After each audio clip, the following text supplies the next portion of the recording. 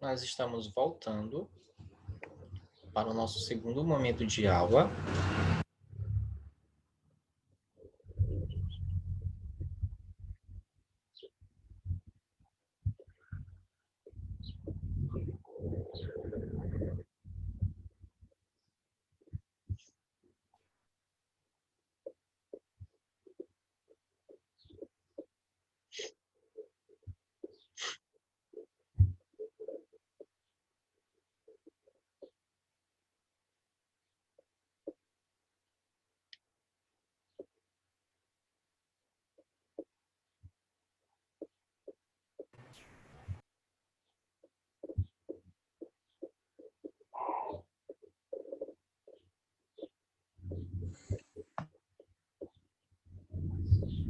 Até aqui alguma dúvida? Algum comentário? Alguma noção nova?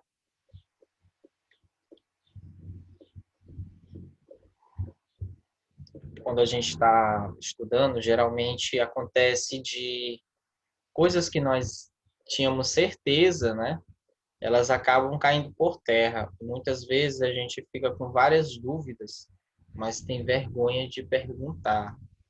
Então, quem tiver com alguma dúvida, se tiver com vergonha de falar, pode escrever lá no bate-papo, tá bom? E aí, durante a aula, eu respondo.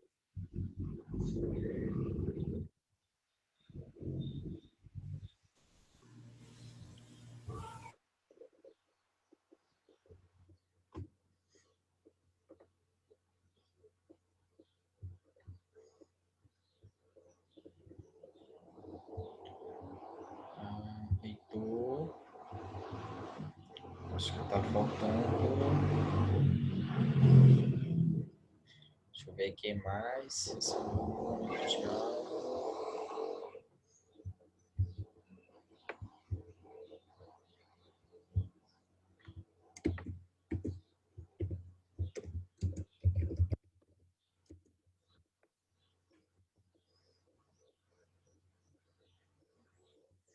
Mais alguém?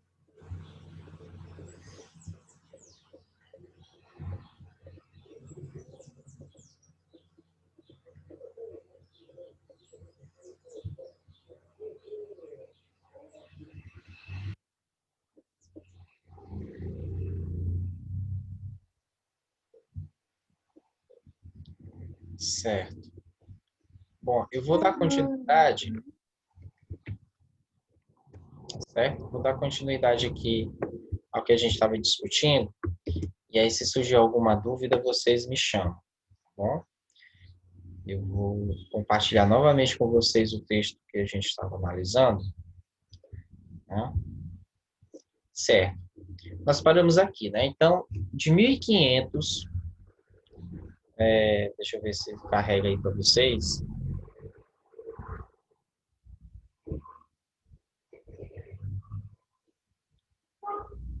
A imagem já carregou, gente? Ainda não. Ah, não, né?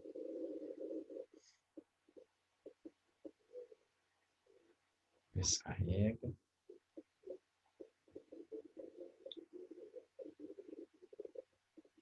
Não tá indo. Por exemplo, disso de perder totalmente. É, carregou agora? Ainda não.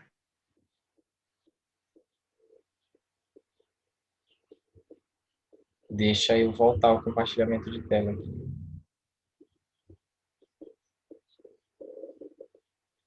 Porque é o Zoom que está com um probleminha aqui. Vocês estão conseguindo me ouvir? Deixa eu ver, a gente tá eu tô conseguindo, pelo menos, mas Ah, o compartilhamento de tela não tá indo. tá certo.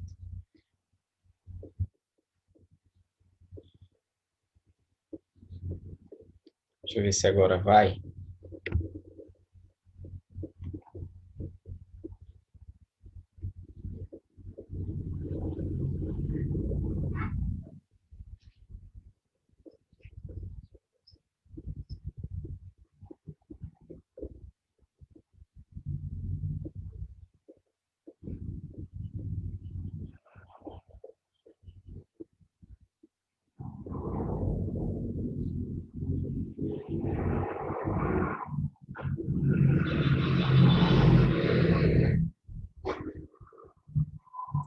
Nada ainda, né? Oi, tio. Não foi ainda, não é isso? Nada. E agora? A tela tá preta.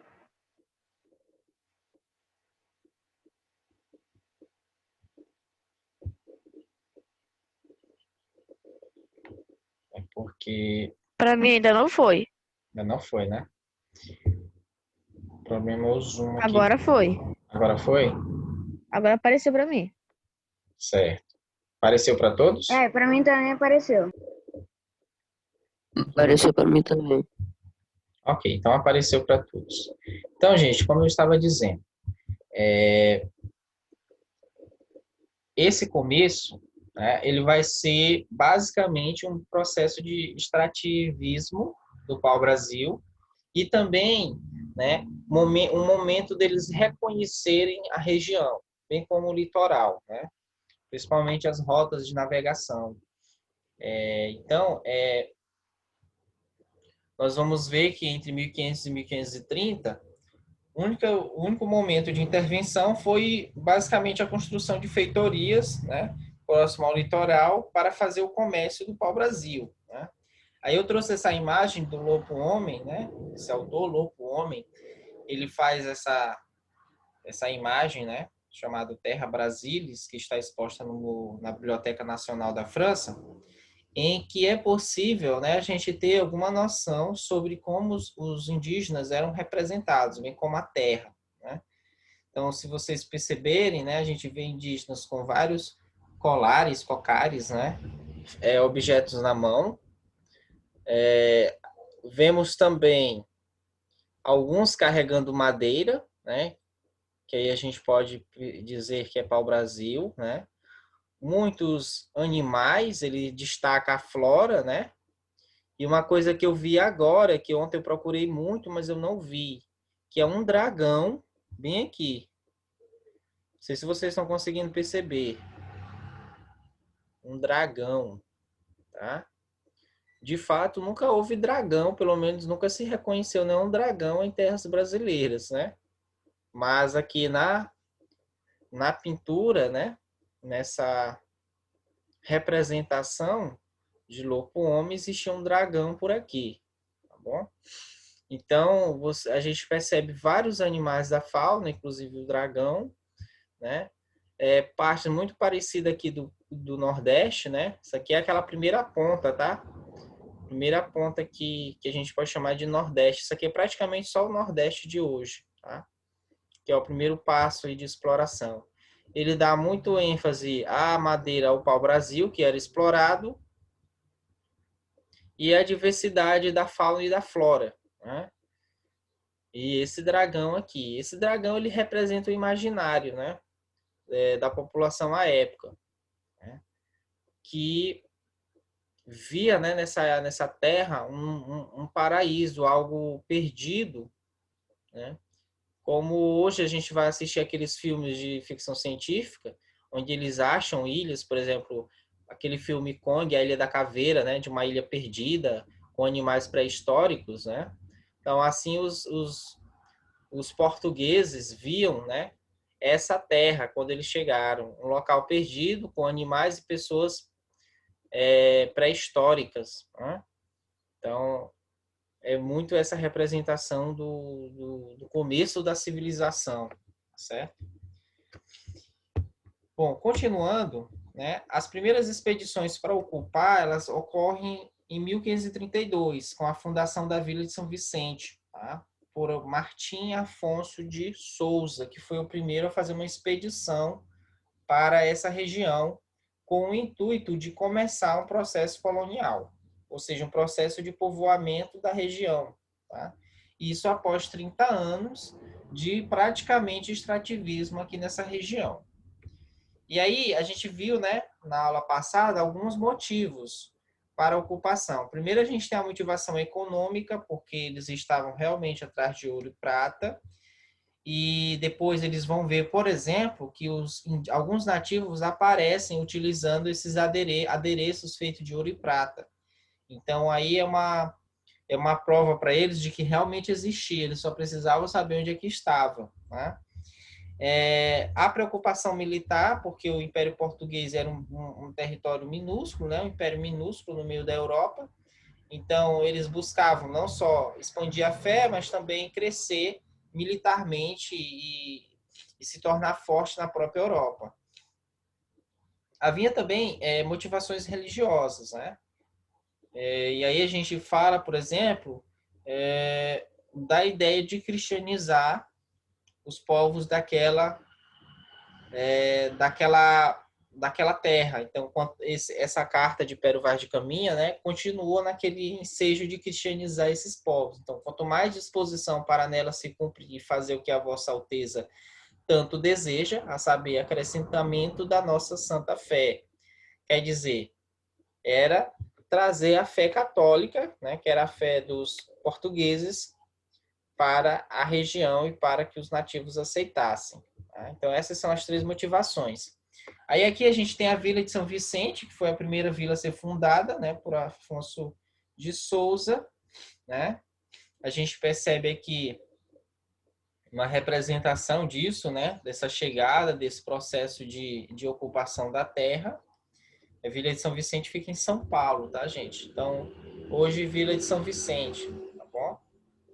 Aqui, próxima cidade de Santos, né? Vila de São Vicente, tá bom? E aí, a partir disso, começa-se um processo de controle da colônia, ou seja, a ocupação de fato da colônia e divisão desse território em capitanias. Aí aqui a gente vê essa representação, né, primeira do que seria essa construção aí das capitanias. Então aqui a gente tem o meridiano de Tordesilhas, né, que separava tanto Portugal como separava as terras que pertenciam a Portugal das terras pertencentes à Espanha. E aí a gente vê esse primeiro retrato aqui de como seriam essas capitanias, não é? Então, o que acontece? Por que eles fizeram, na verdade, logo esse processo de organização administrativa destas capitanias, ou dessa região em capitanias? Por conta das ameaças constantes de invasores estrangeiros. Não era só os portugueses que começaram a chegar aqui. Outros povos, né, outros povos europeus, principalmente no século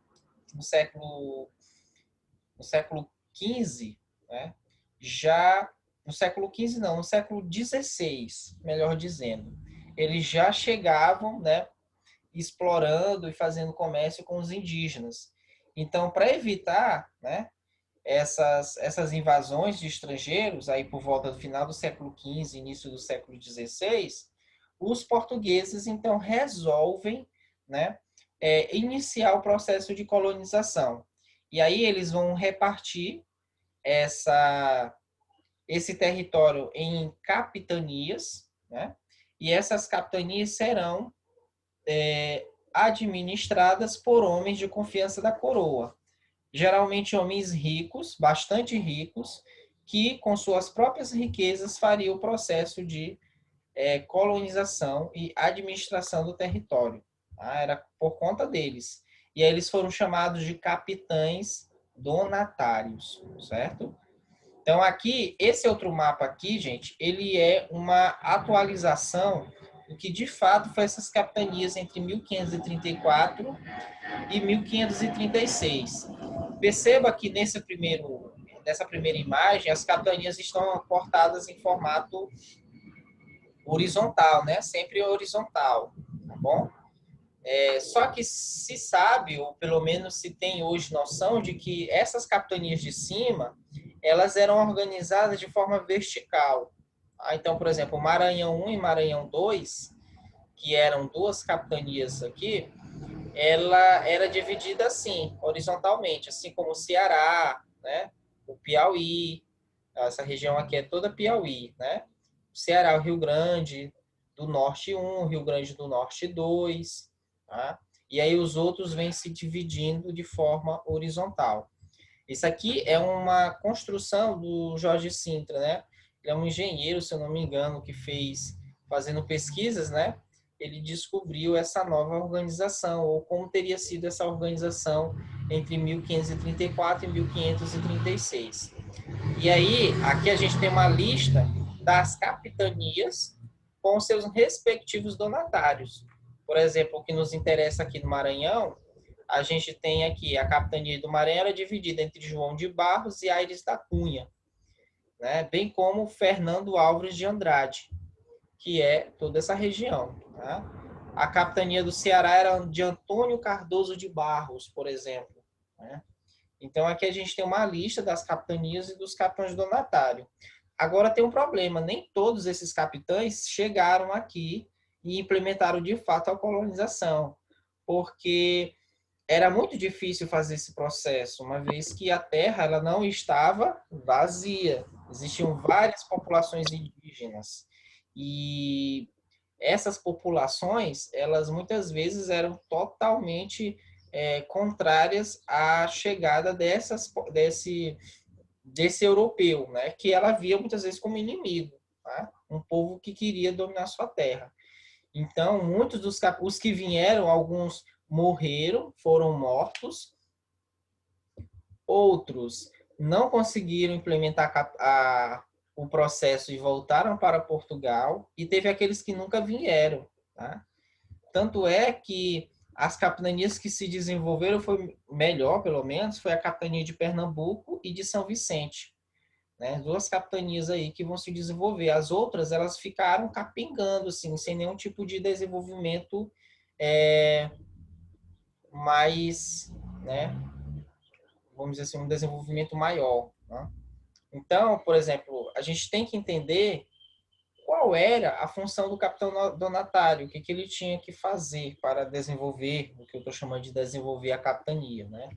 Então, a partir da carta floral, que era a carta onde se dava, assinava, né, que essa terra ela seria ali trabalhada por este capitão, e aí só um parêntese, ele não se tornava dono da terra, ele tinha a concessão da terra. A terra continuava sendo do Império Português.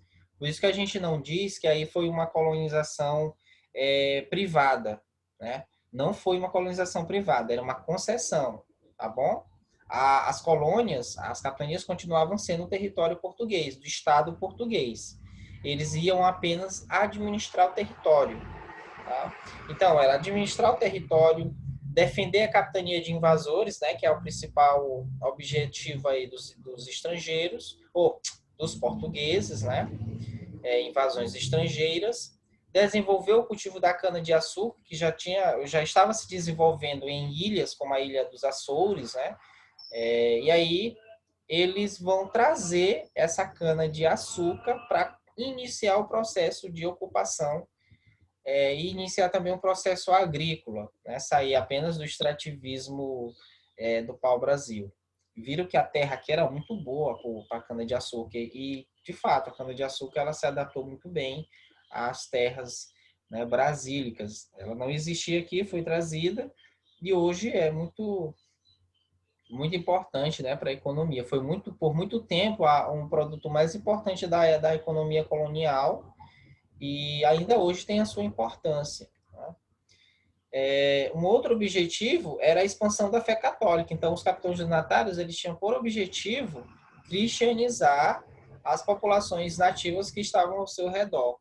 Né? Era também uma função deles. Oi? Não, tio, foi mal, eu tava com o microfone ligado, falei com minha tia aqui. Tudo bem. E expulsar os nativos que fossem contrários ao processo de colonização. Então, esse era basicamente as funções dos capitães, né? Uma outra função que ele tinha, e aí já é uma questão mais dele, era doar seis-marias, que eram pedaços dessas capitanias, né? Grandes pedaços, diga-se por sinal, dessas capitanias. E aí eles iam doar para outros homens ricos que pudessem implementar essa colonização. Aí aqui a gente tem uma representação da Carta de Seis Marias, não é? Essa aqui era a Seis Maria de Santana, tá? E aí foi concedida a Jerônimo de alguma coisa, né? Menezes, tá? Então, essa carta, ela regulamentava a doação de terras a um sesmeiro, cujo, vamos dizer assim, cujo objetivo era continuar o processo de colonização a partir da cana-de-açúcar, né, da plantação de cana-de-açúcar, expulsar ou escravizar os nativos da região. Ou eles expulsavam, ou eles tentavam escravizá-los, né? Isso principalmente aqueles mais arredios. Tá? Só que esse processo aqui, gente, de capitanias, não deu muito certo. Por conta, vamos dizer assim, da extensão dos territórios. Tá? Então, foi preciso se fazer uma administração mais centralizada. E aí a gente tem essa figura aqui, né, do capitão-geral, Tomé de Souza. Ele foi responsável por iniciar um processo de centralização. E aí Portugal, né, a coroa portuguesa o nomeou governador-geral. E construiu o governo geral que tinha por objetivo centralizar as questões administrativas dessas capitanias. E aí ele chega aqui em 1549, né, e inicia esse processo de centralização dessas capitanias, né, para que elas se desenvolvessem melhor, uma vez que não se havia conseguido isso até então. Tá? Aí ele vai criar alguns cargos, né, como, por exemplo, o ouvidor-mor, que aplicava justiça, o capitão-mor, que cuidava da defesa do território, o provedor-mor, que era responsável pelas finanças, tá bom? Esses são alguns cargos aí que vão estar nesse processo. E aí se cria, né, um pouco mais tarde, aí se cria esse processo que a gente chama de pacto colonial, que é justamente a relação, né, que se vai estabelecer aí entre a coroa e a colônia, ou a metrópole e a colônia, em que as colônias elas enviavam matéria-prima, né, para a metrópole e comprava produtos manufaturados dessa metrópole. Quer dizer, o colono que vinha para cá trabalhar no cultivo da cana-de-açúcar, ele enviava o açúcar produzido, né, ou pelo menos o produto que se extraía da cana-de-açúcar, ele enviava para a metrópole, né, para ser, vamos dizer assim, aperfeiçoada por eles, né, e vendido para o mercado europeu. Em contrapartida, os colonos precisavam de produtos manufaturados para iniciar esse processo de cultivo. Por exemplo, eles precisavam de ferramentas, como, por exemplo, enxadas para cavar, né? Eles precisavam de roupas para se vestir, de materiais para construir suas casas. Todos esses materiais, um pouco mais elaborados, eram vendidos da metrópole para a colônia. Tá certo? E aí, nesse processo de compra e venda, olha a lógica, né? A lógica é desigual, porque a matéria-prima ela é vendida por um valor mais baixo do que os produtos que são comprados pela colônia. Então, a colônia ela era explorada no duplo sentido, tanto na sua venda, né, quando ela vendia os produtos para a metrópole, como quando ela comprava produtos da metrópole. E ela se restringia a esse processo, ou pelo menos a coroa buscava que houvesse um monopólio comercial entre esses dois mundos aí, né? Essas duas estruturas. Então a colônia sempre tinha que vender e comprar para a metrópole, da metrópole para a metrópole, tá? Então era um processo desigual aí, que fazia com que a metrópole enriquecesse e a colônia fosse explorada economicamente até esgotar os seus recursos, né? E mais uma coisa a gente tem que dizer, tá? Não havia de fato como é que eu posso dizer? Não havia uma relação de passividade aí. Tanto metrópole como colônia, eles agiam, tá? Eles eram estruturas ativas nesse processo que a gente chama de pacto colonial. Os sujeitos de lá e cá, eles estavam aí nesse pacto, né, com os seus interesses expostos. Tá? Então, eles eram sujeitos ativos. Isso não significa dizer que eram relações iguais. Não, não eram. Eram relações desiguais. A coroa ou a metrópole sempre se saía melhor, né, ou submetia a colônia a uma situação de periferia, uma situação de subalternidade. No entanto, essa subalternidade não era construída a partir da passividade da colônia, e sim a partir de uma relação, né, ativa entre os dois sujeitos. Quer dizer, os próprios colonos participaram do processo de subalternização, né, daquela região e das populações que viviam ali. Porque muitos desses colonos, eles não se viam como sujeitos daquele local. Eles se viam como europeus que estavam ali. Tá? Então, toda a terra, toda a gente dali vai ser explorada a partir dessa relação aí desigual, mas ativa entre as duas regiões. Certo, gente? Alguma dúvida até aí?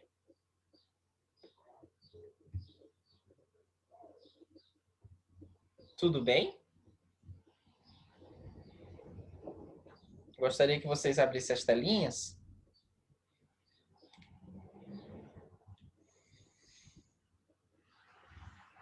Então, esse é um primeiro momento, tá bom? Que a gente vai trabalhar essa questão da colonização a partir, né, dessa análise de como começou o processo colonial. Começou com a ocupação, depois o extrativismo, né? Aliás, começou com o extrativismo, depois com a ocupação de fato e a inicialização de um processo agrícola, né, de dominação da terra, e depois esse processo foi adiante, tá certo? Então, foi basicamente isso que aconteceu. E aí a gente vai ver essa construção dessa relação que vai fazer com que as colônias sejam submetidas às lógicas do colonizador. Isso tanto no âmbito material, das relações materiais, como no campo das representações, do imaginário. Tá? É uma colonização completa, não só do material, mas também da alma, né? Do espiritual, do imaginário, tá certo? Tudo isso será colonizado nesse processo com os dois sujeitos ativos aí, né? Ambas as partes participando desse processo, certo? Alguma dúvida? Eu queria convidar vocês agora para a gente visitar um site. Deixa eu ver se está aqui. Não. Deixa eu... Peraí. Tio, Oi. quando é que vai ter o quiz de novo? O quiz vai ter quando a gente for fazer aula de revisão para avaliação. Aí a gente vai ter os conteúdos, eu vou montar o quiz, né? Aí já sabe, no dia da prova da aula de revisão, vai ser no quiz lá no Kahoot. Tá? A gente vai mostrar primeiro o que a gente trabalhou, né? Nas aulas, e aí a gente vai para o quiz. E aí vamos discutir as principais questões que eu vou colocar no quiz, tá bom? Deixa eu ir aqui para uma página.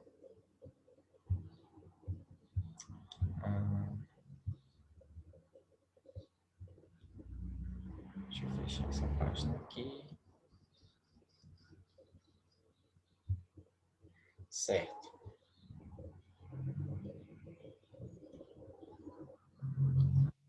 Eu queria convidar vocês agora para participar de um evento que eu criei num aplicativo chamado Slido.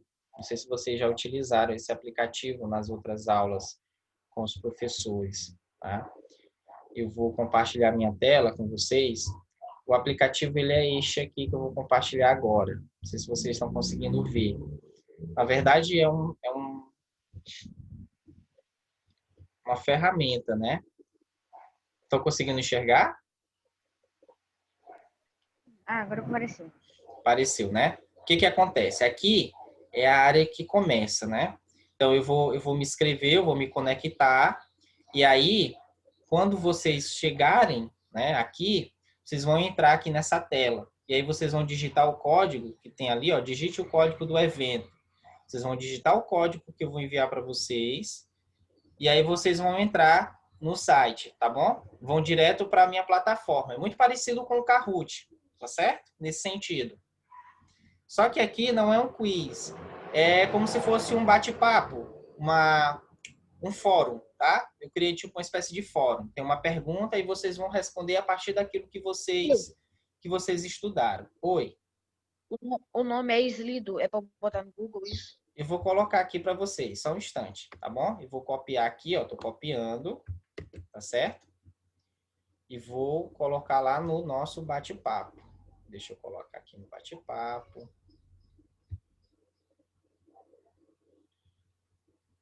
Deixa eu ver se aparece o bate-papo aqui.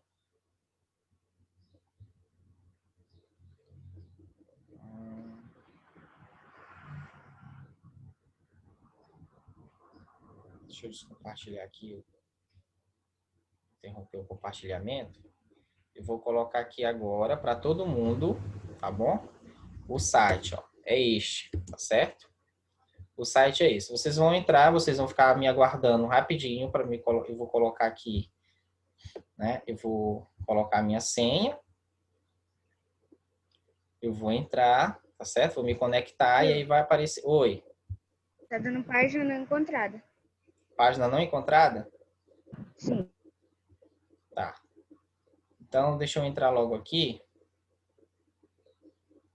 Só pesquisar o nome ali, ó. De verdezinho ali, ó. É, Eu pesquisei, eu já só achei já. pesquisar. Eu tô dentro, tem que colocar o código. Esse nomezinho aí. Foi, né? É, no Google. Tá dando página não encontrada. Vocês estão olhando alguma coisa? Só o nome. Não, Bruno, não é obrigado a participar, mas assim, a participação, né, ela é importante. Aqui ninguém é obrigado a nada, tá bom? Eu só quero ver o que vocês compreenderam daquilo que a gente tem estudado, tá certo? Eu vou entrar aqui no Calma aí, eu vou tentar pelo Google. Eu tenho...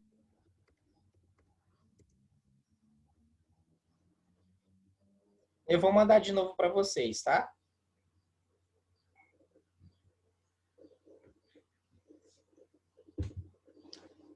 Tá carregando aí para vocês?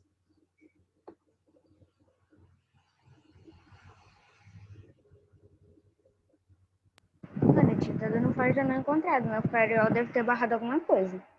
Tudo bem. Eu vou mandar direto. Já já eu mando. Eu vou mandar para vocês, aí vocês irão ver, tá? Deixa eu ver aqui. Tá. Eu vou abrir aqui, ó.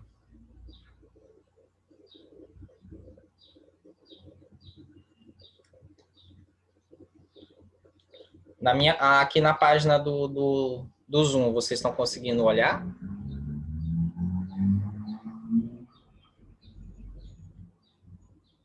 Ou não? Estão conseguindo olhar um... Aí, o código. Tá olhando um código de barras e um código. Achei. Exatamente. Certo? Agora é só entrar, pode ser?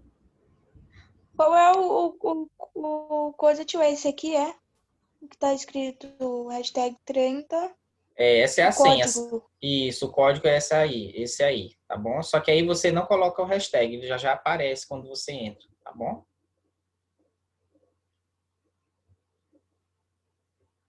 Ou então tentem botar aquele visualizador de QR Code, talvez ele também vá, tá bem aqui. Tá todo mundo olhando essa tela azul?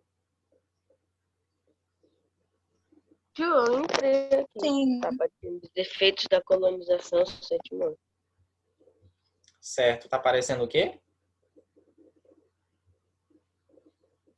Os efeitos da colonização do sétimo ano.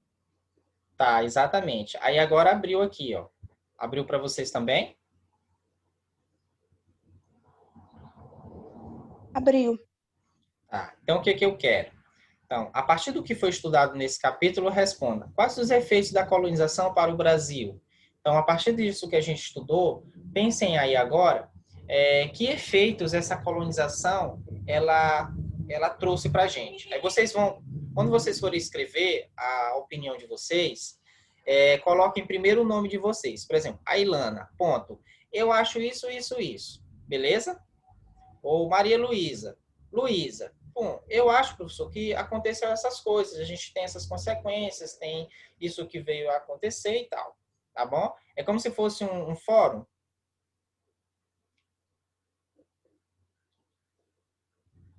Então, quem já conseguiu, vai escrevendo e envia. Você escreve, né? E envia aí.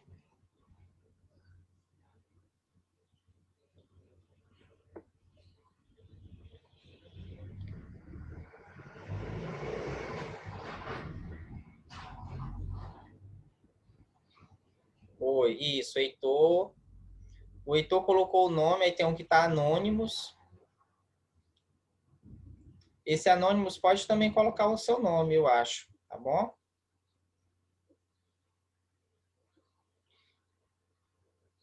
Aí você pode escrever aí, tá certo?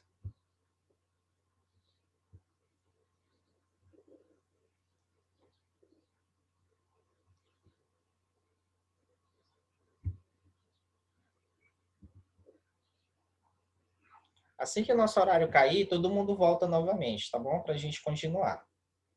Mas quem já estiver escrevendo,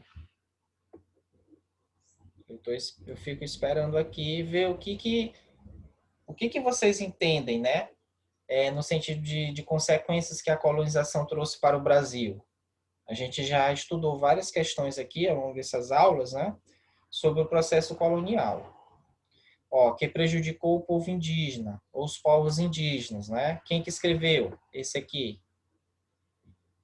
Aí coloca o nomezinho, tá? Antes da resposta. Fui eu. Foi você, Eu né? coloquei. Eu vou colocar de novo então. Tenta aí. Você coloca seu nome e continua a resposta. Que aí eu identifico quem que escreveu. Deixa eu ver aqui. Tem o Arthur. Viu? Arthur. Quem mais?